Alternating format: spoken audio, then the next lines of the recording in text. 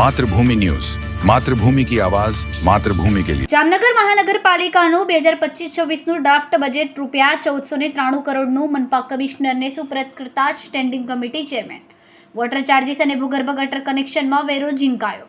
11.84 કરોડના કરબોજાની દરખાસ્ત રાખવામાં આવી. ગત વર્ષે 150 જેટલા કામો મંજૂર કર્યા હતા, જેમાંના 140 જેટલા કામો પૂર્ણ થાય છે. હાઉસ ટેક્સમાં કોઈ વધારો કરવામાં આવ્યો નથી. જમીન ન મળવાના કારણે ત્રીજા મુક્તિધામનું કામ અટક્યું છે. તેમજ અન્ય છૂટા વેરા વધાર્યા. બજેટમાં અનેક વિકાસના કાર્યો રજૂ કર્યા. મનપા mayor, deputy mayor, standing committee chairman તેમજ સ્ટેન્ડિંગ કમિટીના સભ્યો ઉપસ્થિત રહ્યા હતા.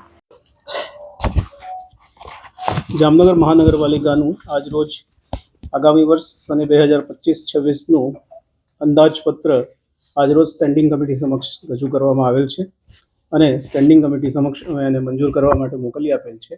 હવે આગામી સમયમાં સ્ટેન્ડિંગ કમિટી આ બાબતે જરૂરી નિર્ણય લેશે. ટૂંકમાં વાત કરું તો 2024-25ના બજેટમાં એનું રિવાઇઝડ માહિતી પેજ નંબર 18 ઉપર મૂકેલ છે. મોટી વાત કરીએ તો કેપિટલ 930 કરોડની સામે 766 કરોડના કામો પૂર્ણ થયેલ છે. લગભગ 150 કામો આપણે ગયા વર્ષે આયોજનમાં લીધા હતા જ્યારે બજેટ રજૂ કર્યું ત્યારે. એમાંથી 144 કામો કાં તો પૂર્ણ થયા છે, કાં તો હાલ પ્રગતિમાં છે, અથવા તો ટૂંક સમયમાં ચાલુ થશે. એમ કરીને 144 કામોનું આયોજન અને એક્ઝિક્યુશન બંને થયેલ છે. ફક્ત 6 કામો રહી ગયા છે જે અમે 25-26માં કેરી ફોરવર્ડ કર્યા છે. 25-26ના બજેટની વાત કરીએ તો એ 25 પેજ નંબર 21 ઉપર આપની માહિતીમાં આપેલ છે બ્રીફ. ડેવલપમેન્ટ વર્ક્સ આપણે આ વખતે 925 કરોડના લીધેલા છે અને ઇન્ક્રીઝ ઇન ટેક્સ, મુખ્ય હાઉસ ટેક્સમાં આપણે કોઈ વધારો નથી કર્યો, પરંતુ અલગ અલગ પ્રકારના કરદરોમાં વધારો કરતાં લગભગ 11.84 કરોડનો આવકનો વધારો અમે અલગ અલગ કરદરોમાં વધારો કરીને સજેસ્ટ કર્યો છે. અને આ અંગેની ડિટેલ્સ આપને જે માહિતી આપેલ છે એમાં આપ સૌને મળી જશે. ધન્યવાદ. સર, જામનગરને 5 વર્ષથી સ્મશાન નથી મળતું, કોર્પોરેશન સંચાલિત. સૌથી મોટો પ્રશ્ન છે જમીનનો.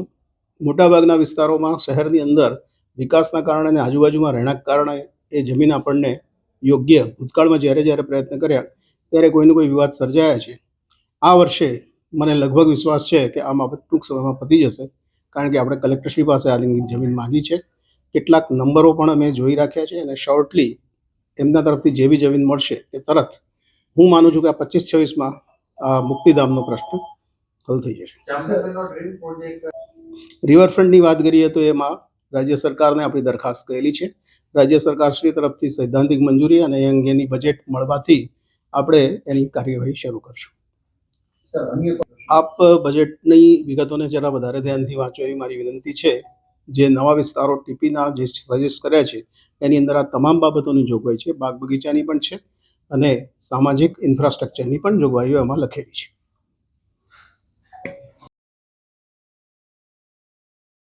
માતૃભૂમિ ન્યૂઝ સાથે હિરેન ગાંધી, જામનગર.